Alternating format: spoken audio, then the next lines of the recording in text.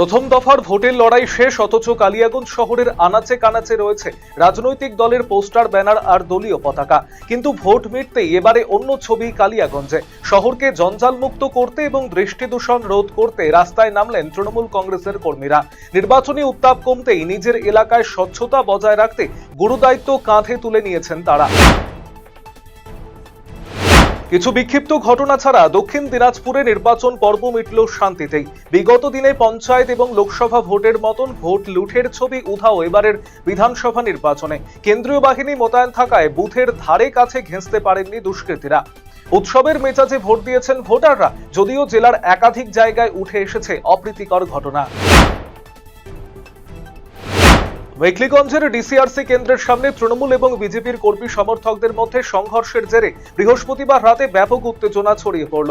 পরিস্থিতি নিয়ন্ত্রণে আনতে দ্রুত ঘটনাস্থলে পৌঁছয় মেখলিগঞ্জ থানার পুলিশ এবং কেন্দ্রীয় বাহিনীর জওয়ানেরা। তাদের হস্তক্ষেপে পরিস্থিতি নিয়ন্ত্রণে আসে। বিএলওর গাফিলতিতে ভোট দিতে পারলেন না তরুণী। ভোটের পরদিন স্লিপ পৌঁছতেই বিক্ষোভে ফেটে পড়লেন গ্রামবাসীরা।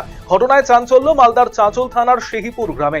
কাঠগড়ায় মালদার চাঁচল বিধানসভার শিহিপুর গ্রামের 223 নম্বর বুথের বিএলও আখতার হোসেন।